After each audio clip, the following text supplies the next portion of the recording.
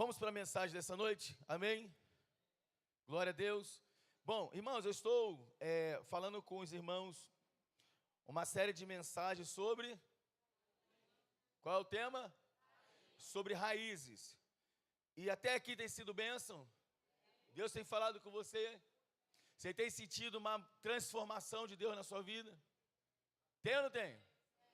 Então, nessa noite, se prepare, porque vai doer mais um pouquinho. Mas Deus vai continuar nos aperfeiçoando em Cristo. Aleluia. Bom, bota para mim a imagem aqui, daquela árvore que eu acho importante essa imagem estar aqui. Porque quando nós falamos, essa imagem aqui, irmãos, eu estava fazendo uma trilha junto com a minha tropa, em Angra dos Reis, e eu vi essa árvore é gigantesca, ela é enorme, e as raízes dela vai se espalhando assim, eu não vou falar quilômetros de distância, mas a distâncias bem significativas, e depois ela vai entrando, né, no solo. Tem partes aqui, ó, que ela entra aqui, sai aqui. Então é uma árvore muito grande, e foi daí que surgiu essa mensagem de raízes, para eu compartilhar com a igreja.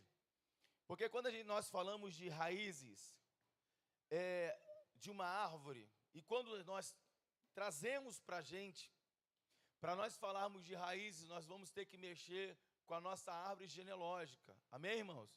Amém? Nós vamos ter que mexer com as raízes, com as bases da nossa família, dos nossos antepassados, nossos pais, dos nossos avós, e por aí vai. Porque uma vez que Deus quer nos transformar, uma vez que Deus quer mudar a nossa história, uma vez que Deus quer que eu e você venhamos viver a abundância daquilo que Ele tem para nós, em todas as áreas, é necessário Deus mexer aonde? Na raiz, irmão. Amém? Não adianta, irmãos, Deus mexer só no superficial. Não adianta você colocar só um terno e uma gravata e dizer, agora eu sou cheio do Espírito Santo, agora eu sou crente, agora eu sou uma bênção. Não. A aparência, muitas das vezes, ou grande parte das vezes, não tem nada a ver com aquilo que está na nossa raiz. Então o que nós queremos? Que a nossa raiz seja transformada e que se reflita no nosso exterior. Amém, gente? Glória a Deus. Então pega na mão dessa pessoa e fala, se prepara, porque Deus vai mexer mais um pouco nas tuas raízes. Amém? Vamos orar? Feche seus olhos, por gentileza. Pai, em nome de Jesus, eu quero, Senhor, nesta noite te agradecer por mais essa oportunidade que o Senhor nos concede de estarmos na casa do Senhor e aqui podermos, ó Pai, aprender com o Senhor, aqui nós sermos edificados, alimentados por Ti, Pai. E nessa noite nós queremos mais uma vez ouvir a Tua voz. Por isso nós pedimos ao Espírito Santo que Ele coopere conosco de uma forma sobrenatural. Manifesta mais uma vez a Tua graça. Manifesta mais uma vez a Tua bondade. Manifesta mais uma vez o Teu amor, Senhor. Espírito Santo, coopere conosco nesse lugar. Fale aos corações dos presentes aqui. Que Tu possas realmente mexer nas nossas raízes.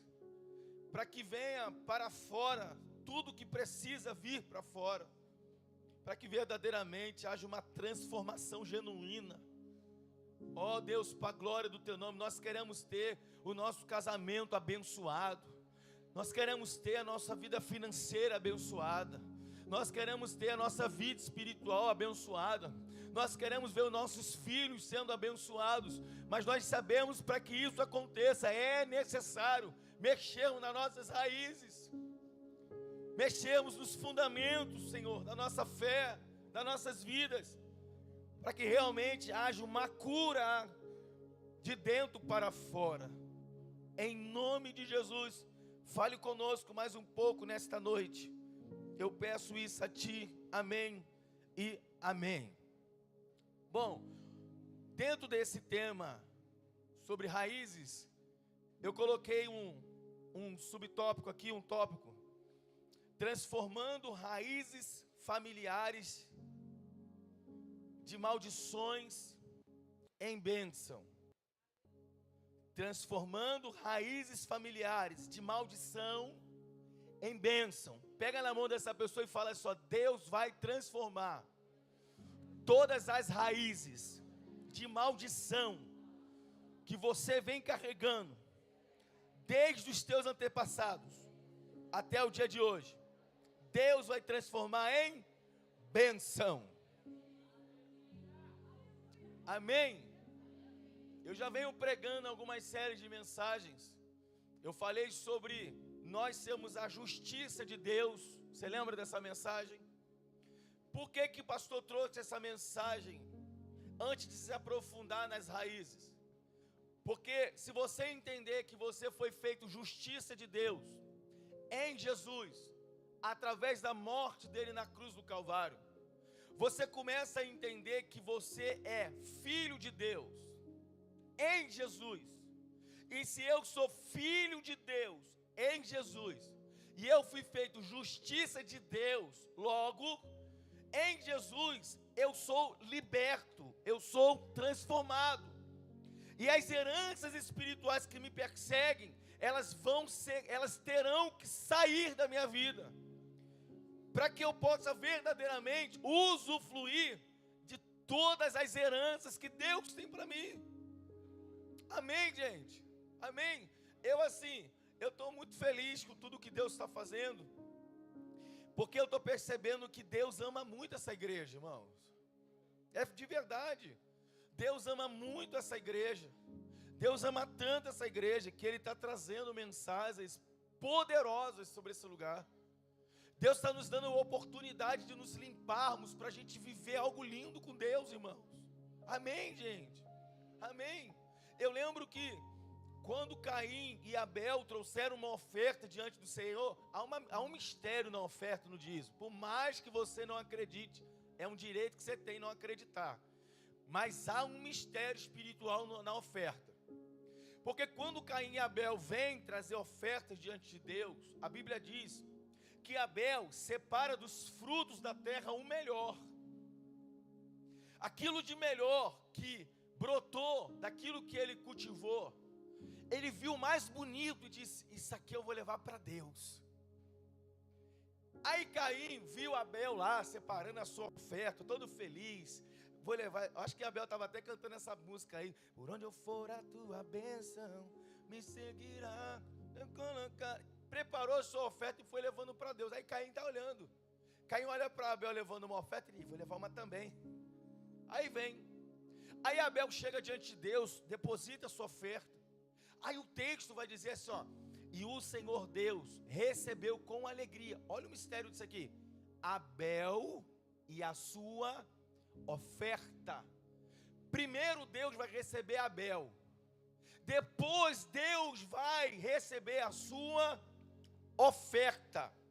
Por quê, irmãos? Porque o nosso coração, as nossas intenções vêm primeiro que a oferta.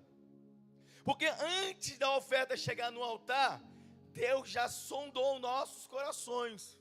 Amém ou não? Então, Abel vai lá e coloca a sua oferta no altar. E Deus olha para Abel, vê a intenção do seu coração, tudo que ele movimentou, como ele separou a oferta. Aí Deus recebe Abel. Aí depois Deus olha para a oferta. Que oferta de qualidade. Deus recebe a oferta. Aí vai para Caim, não vai para Caim? Caim vai lá: aí Deus, a tua oferta aí que eu trouxe para o senhor. Eu acho que o senhor deve estar precisando de alguma coisa.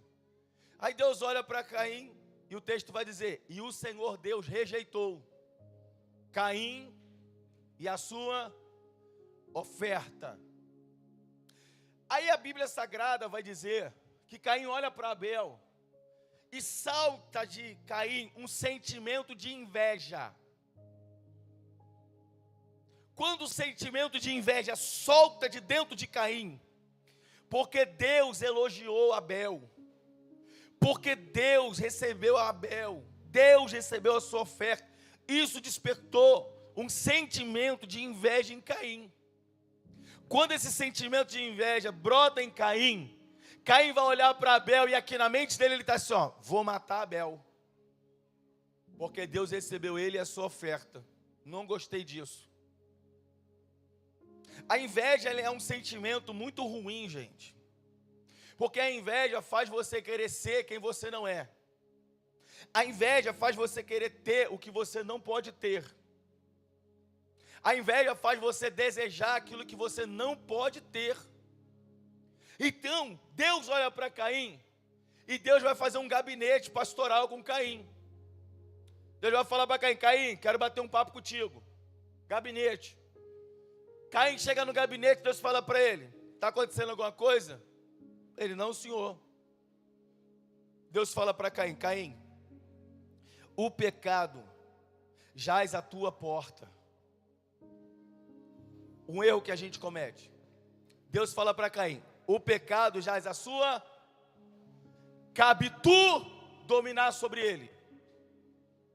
Deus fala para Caim: cabe você dominar sobre ele. Sabe o que a gente fala? Eu e você, no século 21, Deus me ajuda a vencer o pecado.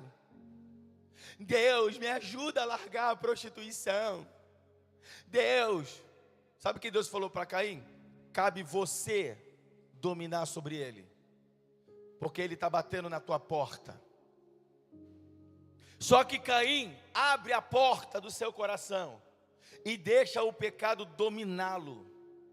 Quando o pecado domina Caim, o que ele vai fazer? Matar o seu irmão. Quando ele mata o seu irmão, o seu sangue cai no solo.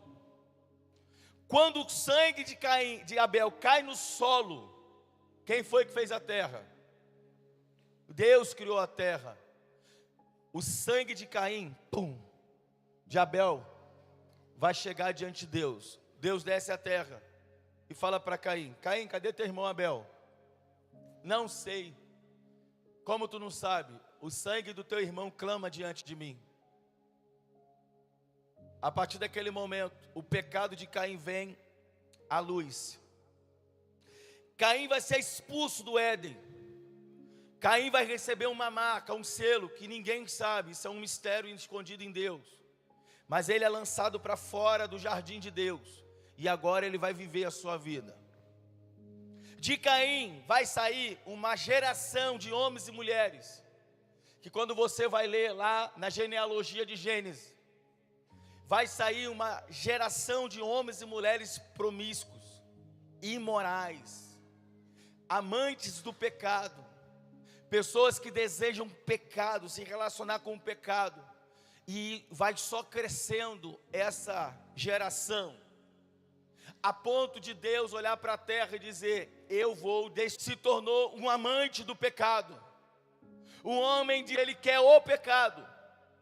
Então Deus decide fazer o que com a terra, irmãos? Destruí-la através de quê? Do dilúvio. Deus planeja o dilúvio por causa do pecado. Deus queria aniquilar o pecado da terra. Então Deus passa os seus olhos sobre a terra, e a Bíblia Sagrada vai dizer que ele vai ver um homem. Quantos homens? Qual era o nome dele? Noé. Deus passando os seus olhos na terra, ele vai ver Noé. Deus queria destruir a terra, sim ou não? Mas por causa de Noé, Deus resolve mudar a sentença da terra. Pega na mão dessa pessoa que está do seu lado e fala assim: ó, Deus vai mudar a sentença da tua casa, a sentença da sua família, por tua causa. Ah, meu Deus, alguém está entendendo isso? Tem gente na sua família que foi condenada à morte, não morreu por causa de você, recebeu livramento por causa de você. O que é isso? Deus mudando histórias por tua causa. Aleluia, gente. Aí Deus vai então agora, passando os seus olhos na terra, ele vê lá Noé em meio a uma geração perdida. Alguma coisa diferente da gente? Fala para mim que o mundo não está perdido. Fala para mim que o Rio de Janeiro para mim é o pior estado do Brasil. Não, é o melhor, em nome de Jesus. É o melhor estado do Brasil. Aonde você vai tem um condomínio fechado. Entendeu ou não?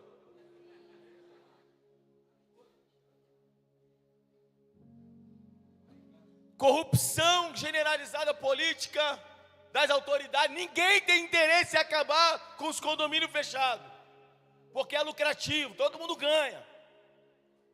Então, a população que vive uma vida honesta, ela fica refém desse ambiente. Noé estava vivendo uma situação parecida com a nossa.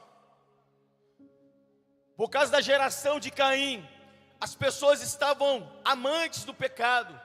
Elas queriam viver em práticas de pecado, elas não queriam um relacionamento com Deus. Então Deus decide destruir a humanidade, porque a humanidade não queria mais se voltar para Deus. Eles queriam viver em práticas pecaminosas. Mas quando Deus olha para Noé, olha, escute isso, irmãos. Quando Deus olha para Noé, Ele pensa, é possível um homem ser justo em meio a uma geração corrompida.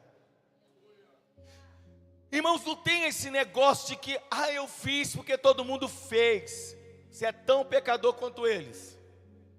Porque Noé, numa geração inteira, ele se mantém justo e reto, a ponto de Deus dar testemunho dele. Só tem 2 homens na Bíblia que eu me recordo agora que Deus dá testemunho. O primeiro é Noé e o segundo, Jó. E você vai perceber que as características de ambos são muito parecidas. Homem justo, reto, que se desvia do mal. Aí Deus olha para Noé. Deus chama Noé e fala: Noé, eu acho isso incrível, porque até aquele momento Deus não havia se revelado para Noé. Mas Deus então vai se revelar para Noé, e Deus vai falar para Noé: Noé, é o seguinte, sou Deus, eu que criei vocês, mas o homem busca viver uma vida pecaminosa.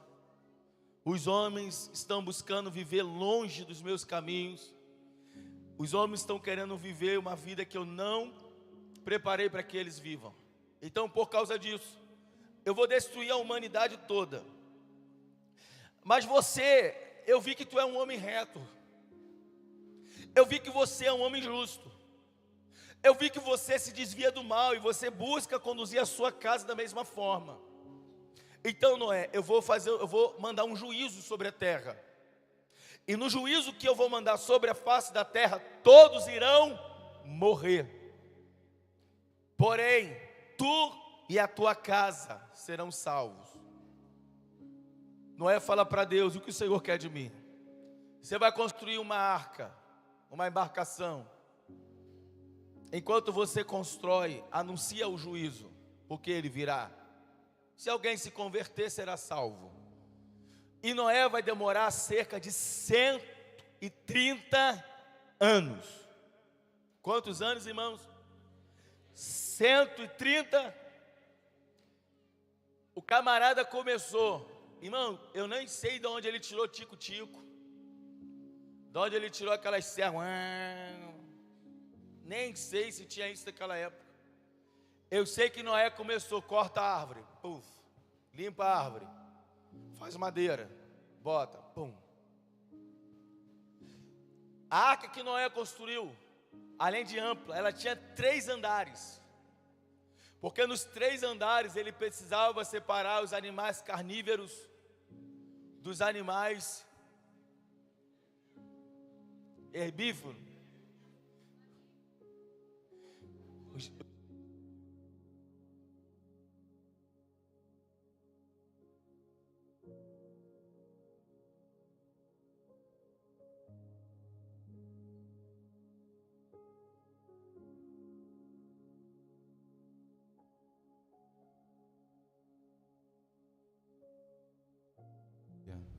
Aleluia, glória a Deus.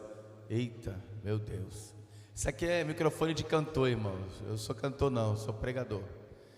Tira esse eco aí. Pode tirar.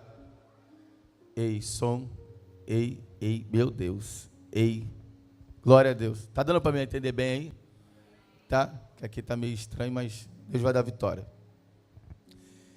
Então, não, tá muito ruim esse negócio, irmão.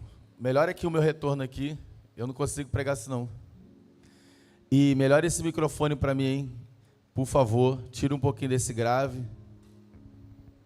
Tem que equalizar o microfone agora, é ossada.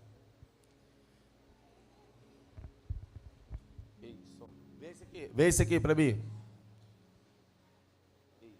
Ei, som, tá melhor.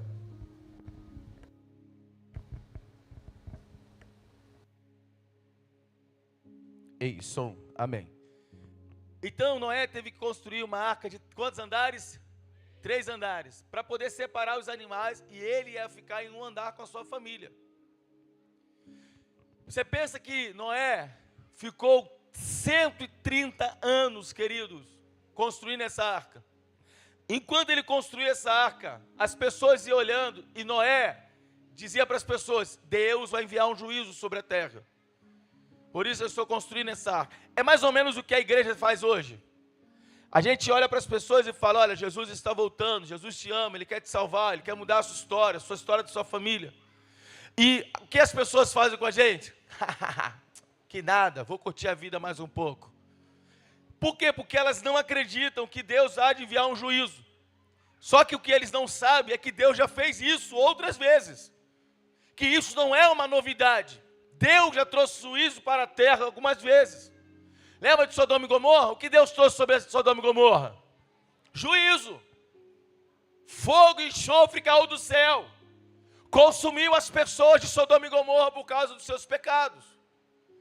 Então Noé constrói, demora 130 anos para construir essa arca. Até que Deus trouxe o dilúvio. E esse dilúvio destruiu todas as pessoas. Pastor, por que o senhor está dizendo isso? Eu estou dizendo para você que tanto no dia do dilúvio, quanto na época de Sodoma e Gomorra, Deus destruiu aquele povo por causa da raiz de pecado que estava sobre eles.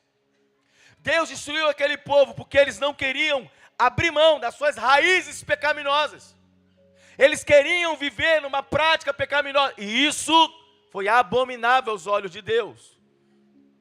E hoje, eu e você temos exemplos bíblicos, exemplos na sociedade de pessoas que são escravas de pecados, que vivem aprisionadas em raízes pecaminosas, e nós temos visto o resultado final. O que isso tem que ficar para mim e para você, queridos? Você está vendo pessoas andando e caminhando em direção a um abismo. A pergunta que eu te faço é: por que seguir o mesmo caminho? Por que ir na mesma direção? Se você está vendo que o final é trágico, se você tem um pai alcoólatra, você está vendo o caminho que ele está traçando, por que se envolver com alcoolismo? Se você tem um parente que é viciado em drogas, você está vendo o resultado final, por que se envolver com drogas? Você está vendo meninas de 14, 15 anos tendo um filho cedo, não tem estrutura emocional nem financeira para criar um filho, por que você vai seguir o mesmo caminho? Você tem exemplos do que não fazer, e por que fazer? Não baixa o microfone não, que eu sinto daqui, e aí me atrapalha. Por que fazer? Por que seguir esse caminho? Olha para alguém que está perto de você e fala: por favor, pelo amor de Deus, não siga os maus exemplos.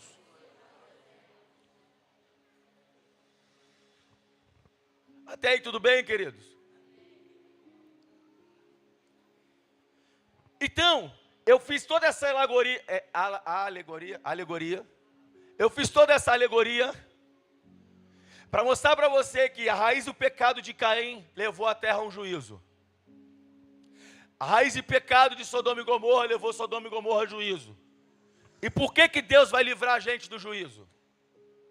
Por que Deus vai livrar a nossa casa do juízo? Por que Deus vai nos livrar do juízo, já que Ele já fez isso outras vezes? Só tem uma forma de Deus nos livrar do juízo, irmãos. É nós abrirmos mão das raízes de pecado. é a gente arrancar as raízes dentro de nós.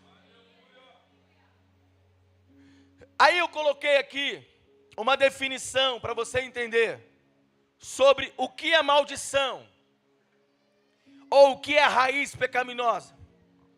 Ato ou efeito de amaldiçoar ou maldizer. Um exemplo: praga, desgraça, infortúnio, calamidade, humilhação, falta de produção, esterilidade em quase todas as áreas. A palavra maldição aparece cerca de 160 vezes na Bíblia Sagrada. Para você que acha que Deus é amor, Deus está sempre fazendo um coraçãozinho para mim, é verdade.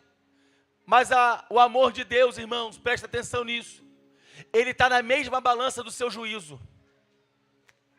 Amor, juízo. Bondade, misericórdia, justiça. Você está entendendo? Porque da mesma forma que Deus ama, Deus também julga e estabelece o seu juízo. Então a palavra maldição, dos significados está esterilidade em quase todas as áreas. Você conhece alguém assim? Não consegue ser produtivo, não consegue ser frutífero. Tem uns que até conseguem na vida espiritual, mas quando tu olha para a financeira, não consegue romper. Tem uns que conseguem na vida financeira, mas quando tu olha para a vida sentimental, não consegue romper. Tem uns que até conseguem na vida sentimental, mas quando tu olha o emocional, não consegue romper. Então o que Deus quer de mim, pastor? Deus quer que em todas as áreas da sua vida você seja abundantemente abençoado. Por isso Jesus falou assim: olha, eu vim para que vocês tenham vida e a tenham em abundância. Sabe o que é isso? Plenitude.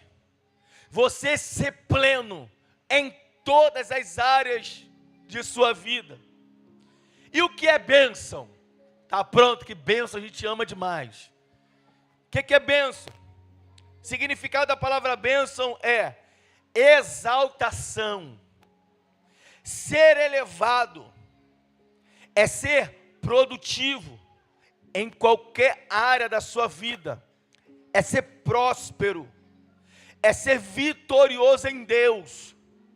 Por incrível que pareça, a maldição aparece 160 vezes na Bíblia, sim ou não?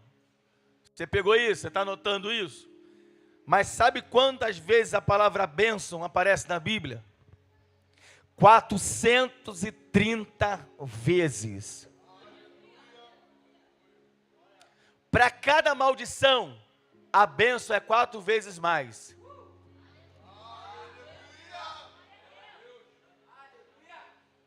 Isso é para você entender como que Deus quer nos abençoar. Isso é para você entender o tanto que Deus quer ver você sendo abençoado. A maior prova está aqui, que as bênçãos de Deus são 4 vezes mais do que as maldições. Aleluia. Olha para essa pessoa que está do seu lado e fala: você entendeu isso? Deus tem muito para a sua vida. Aleluia. Glória a Deus. Preste atenção no que o pastor vai ler aqui, que eu escrevi. Deus estabeleceu sobre as nossas vidas autoridades para nos servir de telhado, de proteção. O nosso primeiro contato é com as autoridades espirituais designadas por Deus, para nos transmitir sua mensagem. São valores, exemplos responsáveis pela formação do nosso caráter, definindo nossas atitudes, sentimentos e pensamentos. O maior desses agentes, no entanto, são os nossos pais. Eles são responsáveis por transmitir, na sua grande maioria, a mensagem de Deus para nós. E estas mensagens poderão ser de bênção ou de maldição.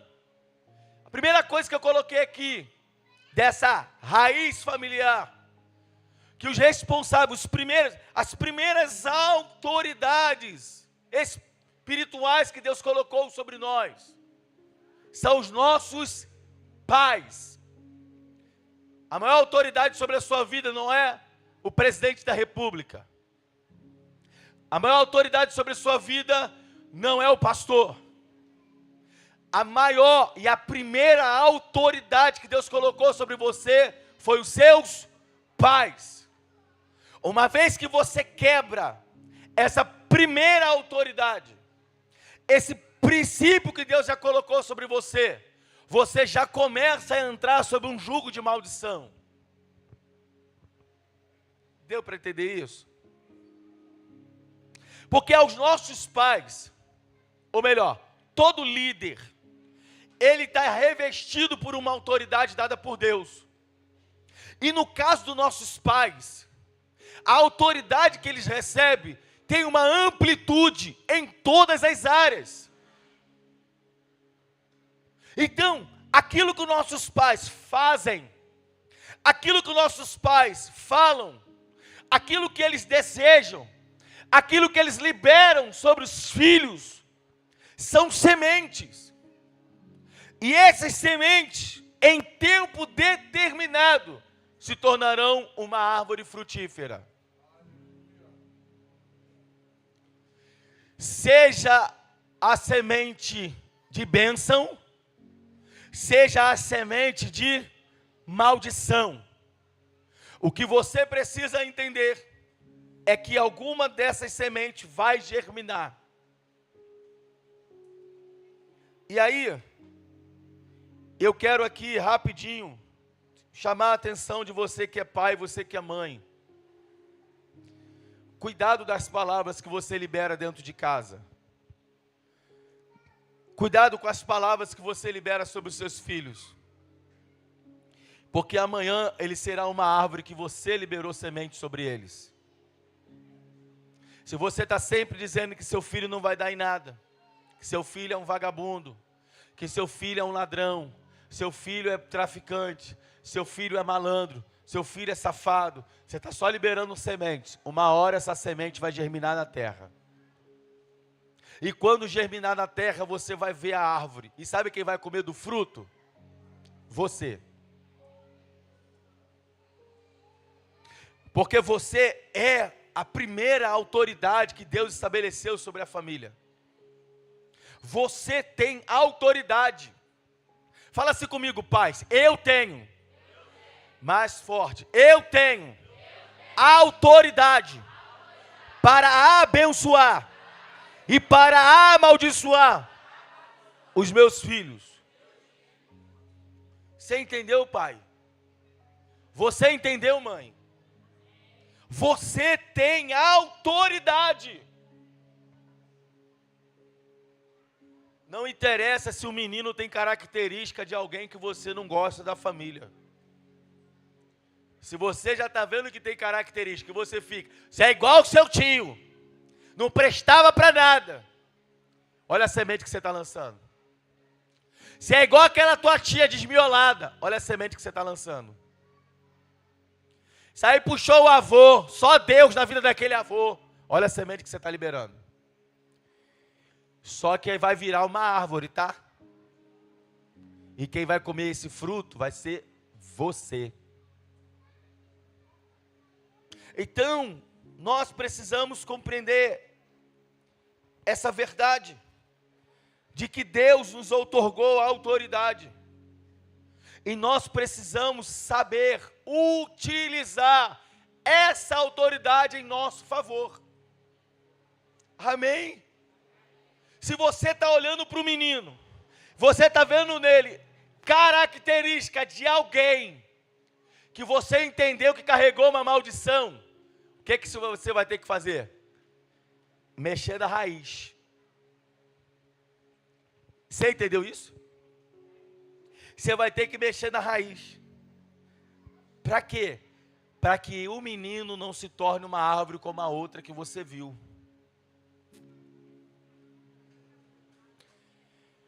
Vamos seguindo.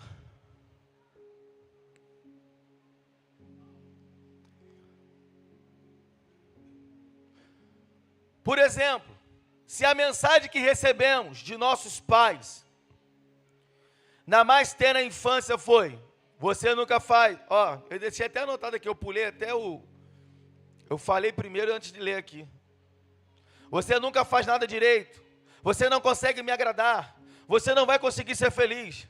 Muito provavelmente, esses serão os raciocínios e pensamentos que gerarão fortaleza de fracasso, rejeição e insegurança, que direcionarão as atitudes e consequências, e consequentemente, só servirão para reafirmar esses pensamentos a respeito de si mesmo. Quantas pessoas dentro da igreja, queridos, com pensamentos e sentimentos de fracasso. Eu falei uma mensagem, tem 2 domingos, sobre nós somos a justiça de Deus. Quando você tem a revelação em Jesus de que você é a justiça de Deus, você nunca mais é pego por um sentimento de fracasso. Você nunca mais é tomado por um sentimento de pessimismo, de derrota. Porque a revelação, aí você precisa ter a revelação. O pastor ensina, mas você tem que buscar a revelação. Porque se você tiver a revelação da justiça de Deus, que você foi feito justiça de Deus, todos esses sentimentos de pessimismo, fracasso, derrota, são despedaçados da sua vida. Porque esses sentimentos, essas sementes foram lançadas pelos seus pais. Está cheio de gente dentro da igreja, irmãos, que não consegue ser feliz. Está cheio de gente dentro da igreja que não consegue ter uma vida abundante. Por quê? Estão presas às palavras malditas. E essas palavras gerou sentimento de derrota. O que o Carvalho falou aqui? Bota a mão no coração e diga, eu sou próspero. O que ele falou? Você não sente um sentimento estranho? Não, você não tem um sentimento estranho. Você tem uma semente de fracasso aí dentro. Porque a semente de fracasso não deixa nem você falar com fé, com determinação. Eu sou próspero. Você não consegue nem ter firmeza. Você fica assim, sou próspero. Com sentimentos duvidosos o tempo todo. Por que isso? Porque isso foi gerado na sua infância. Esse sentimento de dúvida, de fracasso, foi gerado lá atrás. Você vai ter que mexer na tua raiz. Porque senão você não vai romper, meu irmão. Eu podia estar aqui pregando a mensagem da vitória, domingo da vitória. Mas sabe qual é o problema da mensagem da vitória? A sua alma entra em êxtase, você chora. Mas você sai daquela porta ali e acabou. Essa mensagem que eu estou pregando para você é que vai levar você para casa só. Eu tenho que mudar. Deus vai mudar a minha história. Você vai colocar a cabeça no travesseiro, o sono não vem, porque tu está assim, essa raiz de maldição vai ter que sair da tua vida. Você vai ficar mapeando sua vida, você vai ficar descobrindo aqui mais uma desgraça que vai sair da minha vida. Aí sim, quando a gente vem para o culto da vitória, a gente vem com o entendimento aberto. Que Deus realmente está nos transformando. Que a gente realmente está sendo feito justiça de Deus. Não há mais condenação sobre mim, não há mais raiz de maldição. Aleluia, gente. Glória a Deus. Então, esses sentimentos são sementes que foram lançadas lá atrás. Sementes de fracasso. Grande parte dessa geração que tem semente de fracasso são filhos que foram criados sem pais. Aqui, mãe, você sabe por que a sociedade está brigando tanto e valorizando tanto a mamãezinha, que ela seja mãe solteira? Porque uma criança, é claro, pelo amor de Deus, que tem uns pais aí também que misericórdia. Mas ele sabe, Satanás sabe a ausência de um pai dentro de uma casa, o que causa na personalidade de um filho. Porque o pai, ele é encorajador. O pai, ele projeta o filho para voar. A mãe fica assim, protegendo. É o pai que fala, deixa o garoto voar. O filho briga na escola, a mãe, ai, tadinho, o pai devolve o soco lá, rapaz. A mãe, ai, meu príncipe nada, você é um guerreiro, rapaz, vai embora, vai pra luta. Que isso? Palavra de encorajamento. Isso é o pai que faz. Aí você tem uma geração de crianças, de filhos, que estão sendo criados sem pai, sem referência de homem, que tem atitude, que tem iniciativa, que tem palavra, que honra a palavra que fala. Não é aquele pai que tudo que fala não cumpre. Descompromissado, desonrado. Da mesma forma está lançando semente ruim. Mas Deus fez o homem para ser como Noé, justo, reto, desvia-se de mal. O filho está orando e, caraca, meu pai é justo. Caraca, meu pai é um homem de Deus. Caraca, meu pai é um homem de palavra. Caraca, meu pai é um homem honesto. Meu pai honra seus compromissos. Como é que o menino vai querer ser? Igual o pai. Essa geração perdida que você está vendo aí, em boca de fumo, em tráfico de droga, é tudo ausência de paternidade ou pais fracassados. Que o moleque olha e fala, eu não quero ser igual a esse cara não, prefiro ser bandido. Por quê? Porque os pais estão lançando semente de fracasso sobre os filhos. E outra semente que tem sido lançada, de rejeição. Tem um monte de criança e um monte de pessoas com sentimentos de rejeição. Não conseguem. A rejeição, ela é tão assim, ela é algo tão do mal, que a pessoa não consegue se ver capaz de nada. Ela simplesmente se sente incapaz, por causa da rejeição. O sentimento de rejeição, ele é terrível. Um outro sentimento que tem sido lançado sobre as pessoas, insegurança. Quantas pessoas inseguras são inseguras para tomar decisões, são inseguras para direcionar suas atitudes, sua vida, são inseguras para pegar responsabilidades, elas são inseguras. Por que isso, pastor? Por causa da raiz que foi lançada sobre você. Essa raiz de insegurança foi gerada por causa do fracasso de uma paternidade.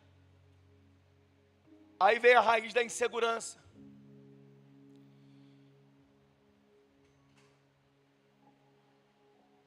E tudo isso vai gerando dentro da pessoa pensamentos sobre si mesmo, pensamentos de fracasso e de derrota. Queridos, se Jesus estivesse aqui pregando no meu lugar, Jesus que esteve na terra, se Ele estivesse aqui pregando para você, e você tendo esse sentimento dentro de você, não ia ter efeito nenhum. Porque por mais que Jesus estivesse aqui falando sobre o reino de Deus, quem tem sentimentos como esses, não consegue romper com as suas dificuldades. Para que você possa realmente viver uma vida abundante, você vai ter que arrancar essas sementes do seu coração. Eu não sei quem falou, eu não sei quem liberou sobre a sua vida, eu não sei os gestos e a atitude que a pessoa teve. Pai, mãe, avô, avó, tio, tia, porque tem gente que foi criado por avô, tem gente que foi criado por tio, tem gente que foi criado por qualquer outra pessoa, às vezes com a ausência dos pais. Eu não sei quem gerou essas sementes. O que eu sei é que você vai ter que agora arrancar essas raízes. Porque virou uma árvore. E você entende, você percebe que alguma coisa está errado. Tem hora que você pensa assim, cara, por que é assim? Esse dia eu estava conversando com um senhor de 62 anos. E ele falou, pastor, por que a minha vida financeira não rompe? É a área da minha vida que está sempre amarrada. Aí rapidamente eu bati um papo com ele e falei, fala um pouquinho da sua vida para mim.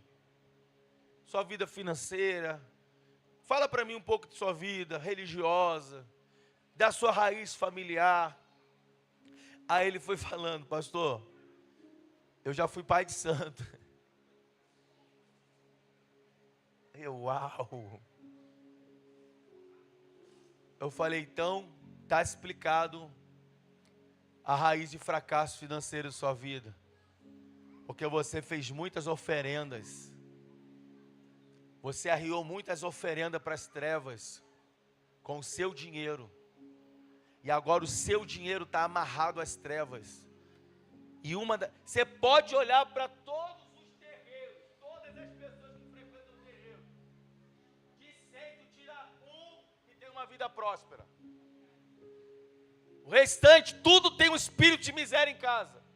Você pode entrar na casa deles. Um ambiente pesado, escuro, um negócio de miséria, tu não vê prosperidade, é um ambiente sujo, não é um ambiente limpo. Falei para ele, tá aí, uma das raízes que você vai ter que remover, para que você realmente possa ter uma vida próspera, uma vida abundante. Pessoas que Deus colocou como autoridade em nossas vidas através da mensagem que nos transmitem, pode traçar caminhos de bênção ou de maldição para nós. Os nossos pais, principalmente os nossos pais, eles são responsáveis de apresentar dois caminhos para a gente. O caminho de bênção e o caminho de maldição. Só que muitos pais, por falta de sabedoria, eles empurram os filhos para um caminho de maldição. E os filhos começam a seguir nesse caminho. E aí, a infertilidade, eles ficam infrutíferos em algumas áreas da vida. E eles não conseguem entender o porquê que não rompe, porquê que não vai para frente. Eu coloquei algumas passagens bíblicas aqui, irmãos, para falar sobre bênção e maldição. Eu vou ler só algumas, só para você entender um pouco nessa noite aquilo que Deus quer de nós aqui. Quando o Senhor propôs para mim esse tema sobre raízes, eu sabia que Deus ia mexer com algumas coisas. Mas eu acho fantástico quando Deus mexe com a gente. É porque Deus está nos dando uma oportunidade de viver algo novo, queridos. Amém? Amém? Eu coloquei aqui alguns textos, Números capítulo 14, versículo do 18 ao 33. O Senhor é muito paciente e grande em fidelidade, e perdoa a iniquidade e a rebelião. Se bem que não deixa o pecado sem punição e castiga os filhos pela iniquidade, dos pais até a terceira, quarta geração.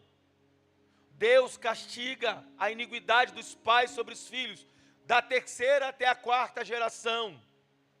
Seus filhos serão pastores aqui durante 40 anos, sofrendo pela infidelidade de vocês, até que o último cadáver de vocês seja destruído no deserto. Olha o que Deus está falando para Moisés. Essa geração é uma geração que pegou um caminho de rebeldia por causa disso. Eles vão ficar aqui no deserto até que o último cadáver morra. Olha o que uma árvore maldita, uma raiz de maldição vai fazendo. Vai nascendo filhos, neto, bisneto, mas todos vão carregando essa herança maldita. E dependendo da herança, queridos, vai ficando claro aos olhos de todos. Existem famílias que as mulheres são todas separadas. Existe família que as mulheres são todas viúvas. Existem famílias que todos morrem com a mesma doença. Você vai vendo a raiz maldita geracional só se repetindo. Jó 21, versículo 19, olha o que diz. Dizem que Deus reserva o castigo de um homem para os seus filhos, que o próprio pai o receba, para que aprenda a lição. Olha que forte isso. Dizem que Deus reserva o castigo de um homem para os seus filhos. Mas olha o desejo de Jó, porque Jó estava vivendo um dia de tanto lamento, de tanto sofrimento, que ele diz, mas que o próprio pai receba, para que aprenda a lição. Mas nós sabemos que não é assim que funciona, porque uma vez que essa semente é liberada adiante, vai nascer uma outra árvore. A questão é, se eu, Felipe, tenho uma semente de maldição na minha vida, eu preciso controlar ela, para não passar ela adiante. Pegou isso? Só que isso vai ter que ser um domínio do Espírito Santo sobre você. Porque muitas pessoas, sem perceber, naturalmente começam a manifestar. E aí quando você percebe, você, caramba, eu já vivi isso. Já aconteceu isso com você? Ou é só comigo? Rapaz, eu já vivi isso. Eu lembro que uma vez eu estava corrigindo meu filho. Eu vi o semblante do meu pai me corrigindo. Eu falei, sangue de Jesus tem poder. Eu fiz igualzinho. Só que qual é a diferença? É que os antigos que estão aqui nessa noite têm dificuldade de pedir perdão. São sempre certos em tudo. Mas a gente não. A gente que está em Cristo, a gente sabe puxar o freio de mão e voltar. Aí eu fui lá para o meu filho, olha, perdoa o papai. Papai extrapolou no que tinha que ser feito. Aí ele, tá bom papai, eu te amo. Você está entendendo isso? Mas se eu, na minha arrogância, eu sou o pai, a semente fica lá. Daqui um dia, vai virar uma árvore. Quem vai comer o fruto? Deuteronômio, capítulo 28. A bênção é recebida pela obediência para se obter a bênção. Existe um princípio inegociável que precisamos entender qual. Olha o que Deuteronômio diz. E todas essas bênçãos virão sobre ti e te alcançarão quando ouvires a voz do Senhor teu Deus. Olha o que diz Provérbios 22:6. Educa a criança no caminho em que deve andar. E até quando envelhecer, não se desviará dele. Educa. Na Bíblia hebraica, isso aqui significa, sabe o quê? Treine a criança, dê treinamentos para ela. Porque quando ela crescer, ela não se desviará do que você ensinou. Forjar o caráter de uma criança é uma missão dos pais. Só que os pais mandam o filho para a escola e quer que a escola gere o caráter dele. A professora está lá para ensinar a matéria, querido. A professora não está lá para educar o seu filho. Não é eles que vão gerar o caráter dele. Quem vai gerar o caráter dele é você. O caráter do seu filho é a sua responsabilidade. O propósito de Deus para o homem sempre foi de nos abençoar. Estou fechando a mensagem. Primeiro na criação, quando eles, antes de formar o homem, em Gênesis 2:7, Deus vai dizer, façamos o homem a nossa imagem e semelhança, e ele fecunde, e ele se multiplique, e ele domine sobre todas as coisas. Deus sempre fez o homem para andar no lugar de bênção. Deus não te fez para andar no lugar de maldição. Depois, através da aliança feita com Abraão, Isaac e Jacó, Deus transmite sua bênção a todas as famílias da terra. E finalmente em Jesus, Deus abre a porta da bênção para a humanidade. Em Abraão, Gênesis 12, Deus fala para Abraão, em ti serão benditas todas as nações da terra. Quem te abençoar, eu abençoarei. Quem te amaldiçoar, eu amaldiçoarei. O que Deus estava fazendo com Abraão? Deus estava liberando bênçãos sobre Abraão. Então, peraí, se eu sou da descendência de Abraão, logo a raiz de bênção de Abraão vem sobre a minha vida. Amém, querido? Glória a Deus. Efésios 1:3, olha o que Paulo vai dizer. Bendito Deus e Pai de nosso Senhor Jesus Cristo, o qual nos abençoou com todas as sortes de bênção espirituais nos lugares celestiais em Cristo. O que Jesus faz agora comigo e com você, querido? Jesus assume toda a responsabilidade. Jesus agora está dizendo, em mim, quem estiver em mim, todas as bênçãos eu libero sobre vocês. Não é o que o texto está dizendo? Bendito Deus e Pai de nosso Senhor Jesus Cristo, o qual nos abençoou com todas as bênçãos.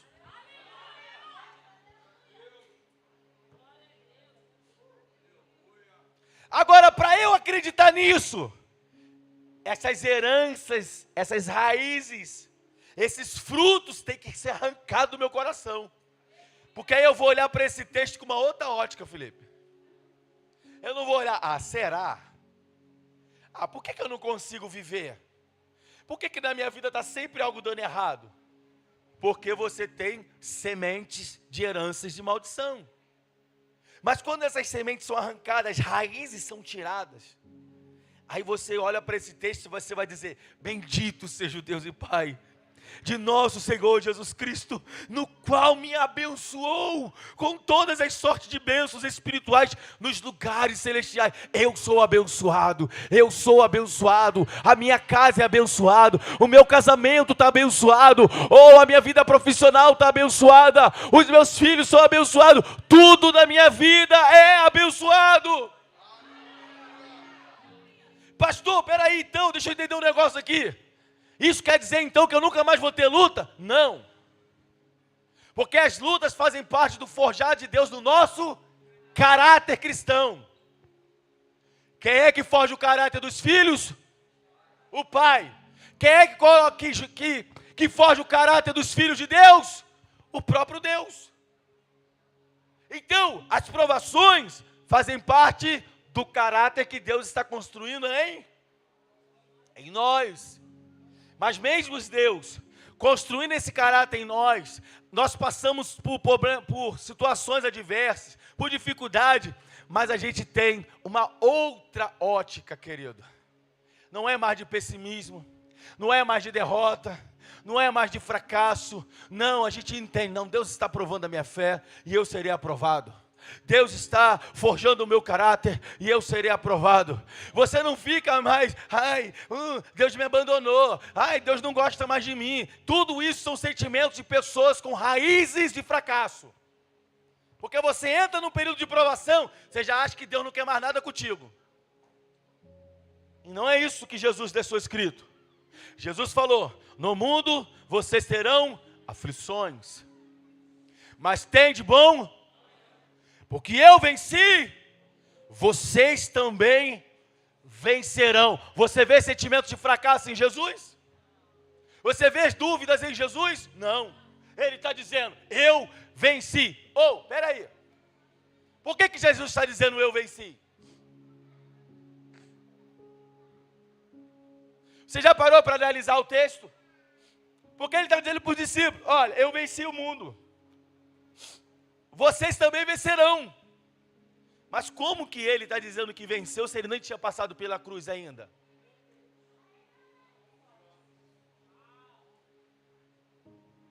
Hein, Davi?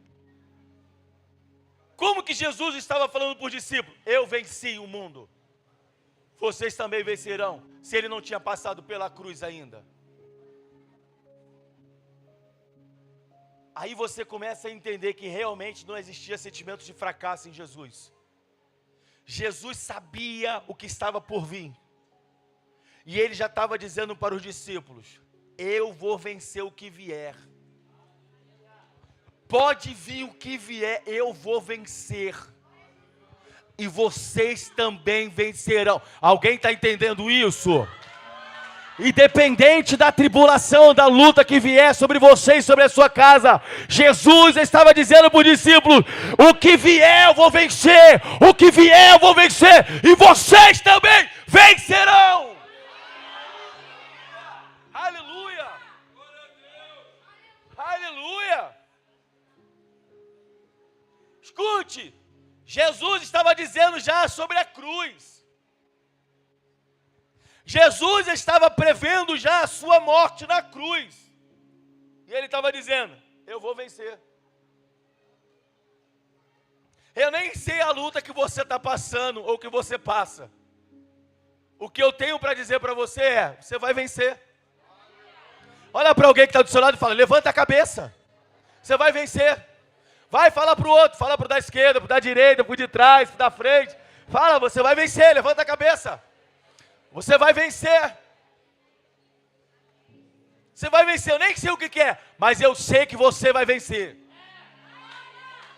Foi isso que Jesus estava falando para o discípulo. Eu nem sei o que vocês vão viver, mas eu sei que eu venci, eu vou vencer, vocês também vencerão. Aleluia. Aleluia. Glória a Deus. Mas Jesus, querido, não tinha nenhuma raiz de fracasso. Jesus não tinha nenhuma raiz de semente, de fracasso, de pessimismo.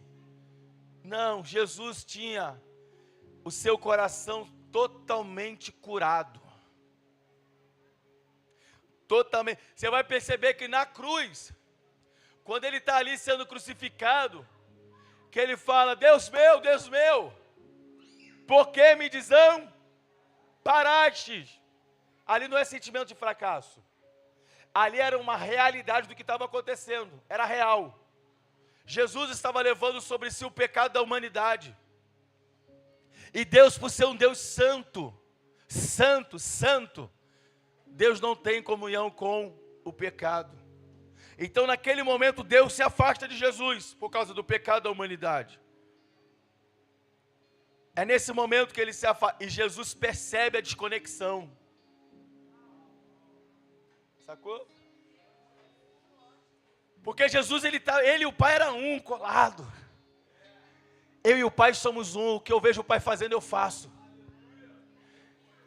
As palavras que eu ouço do meu Pai eu comunico a vocês. Não é isso que Jesus falava? Só que agora ele e o Pai são separados. E ele sente a desconexão, ele fala, Pai! Pai, por que o Senhor está me abandonando? Não faz isso! E Deus fica em silêncio, porque Deus está vendo o Cordeiro Santo levando sobre ele o pecado da humanidade. O sacrifício que era Jesus estava sendo queimado, entregue na cruz, e Deus está vendo. Só que Deus se afasta, porque o Cordeiro está levando o pecado da humanidade, mas Deus estava recebendo a oferta.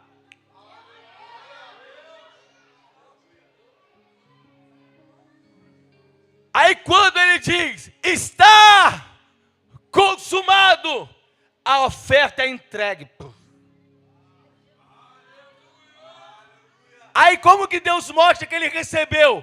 Imediatamente a terra treme. As covas começam a abrir, mortos começam a ressuscitar. É Deus falando, eu recebo o sacrifício do meu filho pela humanidade. Eu recebo o sacrifício. Ele recebeu o sacrifício de Jesus por mim e por você. Por isso você é livre. Nenhuma raiz pode permanecer em você. Ele venceu por mim e por você. Ele sofreu por mim e por você. Ele remiu eu e você na cruz do Calvário. O seu sangue é poderoso. O seu sangue verdadeiramente nos lava e nos limpa de todo o pecado. Aleluia, queridos. E nessa noite eu quero, mais uma vez, levar você a esse lugar de limpeza. Entendendo que Jesus venceu e você também vai vencer. Entendendo que, escute, você é, querido, pelo amor de Deus. Você é um escolhido de Deus. Você é filho de Deus. Deus te escolheu antes da fundação do mundo. Ele vai dizer, não foi vocês que me escolheste, mas eu vos escolhi. Antes da fundação do mundo. E vos nomeei. Aleluia. Você é um escolhido de Deus. Tudo que você vivenciou na sua casa, seus traumas familiares, suas decepções, os abandonos, tudo isso foi Satanás tentando destruir o plano que Deus tem para a sua vida. Mas hoje você está aqui. E Deus está falando para você, tudo que Satanás plantou na sua vida, em Jesus vai ser removido. Em Jesus as sementes, as raízes serão arrancadas, porque Deus acredita em você. Deus acredita em você. Aleluia.